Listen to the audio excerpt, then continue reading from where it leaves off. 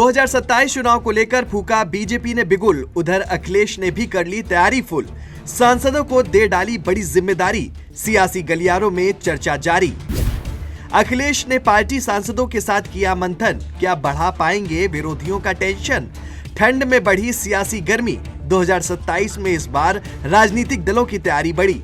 UP की सियासत में 2027 की बिसात अब खुलकर बिछने लगी है। दिल्ली से लेकर लखनऊ तक सियासी चालें तेज हो चुकी हैं। एक तरफ बीजेपी ने नया राष्ट्रीय अध्यक्ष चुनकर चुनावी बिगुल फूंक दिया है, तो दूसरी तरफ समाजवादी पार्टी ने भी बैठकों के जरिए साफ कर दिया है कि अब इंतजार नहीं बल्कि तैयारी का दौर है। मंगलवार का दिन दोनों दलों के लिए संकेतों से भरा रहा। जहां दिल्ली में बीजेपी ने संगठन को नई कमान सौंपी, वहीं लखनऊ में अखिलेश यादव ने अपने सांसदों के साथ मिशन 2027 का खाका खींच दिया। दिल्ली में बीजेपी मुख्यालय का नजारा खास था। नितिन नबीन को निर्विरोध राष्ट्रीय अध्यक्ष चुना गया। प्रधानमंत्री नरेंद्र मोदी ने खुद उन्हें माला पहनाकर बधाई दी। संदेश साफ था कि संगठन अब पूरी तरह चुनावी मोड में जा चुका है। बीजेपी इसे सिर्फ संगठनात्मक बदलाव नहीं बल्कि 2027 की तैयारी का बड़ा कदम मान रही है।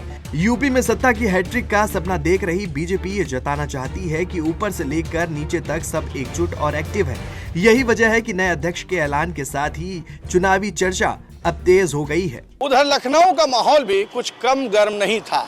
एक तरफ जहां अखिलेश यादव ने अपने सांसदों को स्पष्ट संदेश दे दिया है कि 2027 का चुनाव उसकी साख का चुनाव है और इसमें किसी भी लापरवाही को बर्दाश्त नहीं किया जाएगा। 2024 में लोकसभा में मिली बढ़त को अब विधानसभा में बदलना है। इसी मकसद से सांसदों से जमीनी रिपोर्ट ली गई है और ये समझाने की कोशिश हुई है कि जिले में संगठन कितना मजबूत है और कहां मेहनत की जरूरत है। बैठक में सांसदों का रिपोर्ट कार्ड भी चर्चा का विषय रहा। किस सांसद ने अपने क्षेत्र में कितना काम किया, किसने संगठन को मजबूत किया और कौन पीछे रह गया। अखिलेश यादव ने ये साफ संकेत दिया है कि अब सिर्फ नाम से नहीं बल्कि काम से पहचान बनेगी। सूत्रों के मुताबिक अखिलेश यादव ने अपनी बैठक में सांसदों को स्पष्ट रूप से संकेत दे दिया है कि इस बार 2027 के चुनावों में उन्हें सीटों की जिम्मेदारी लेनी होगी और उसमें जीत का लक्ष्य सुनिश्चित करना होगा।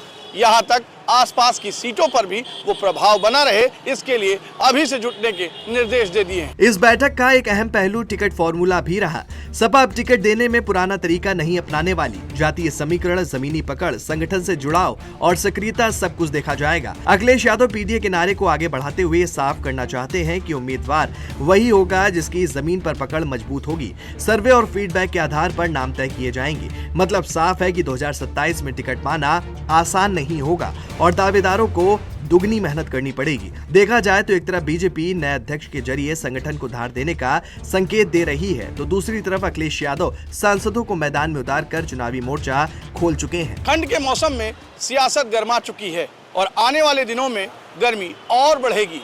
सियासत के तौर पर अगर इसे देखा जाए तो इस बात का सवाल उठने लगा है कि क्या बीजेपी अपनी हैट्रिक बनाएगी या फिर अखिलेश यादव अपने 10 साल का वनवास खत्म करके उत्तर प्रदेश की 2027 के चुनावों में अपना परचम लहराएंगे। ये तो 2027 के नतीजों को देखते हुए पता चलेगा कि क्या होगा, लेकिन फिलहाल यूपी में राजनीति और तेजी से आगे की ओर बढ़ चली है। कैमरा पर्सन अनिल के साथ मैं विजय त्रिपाठी, जेएमडी न्यूज़, लखनऊ।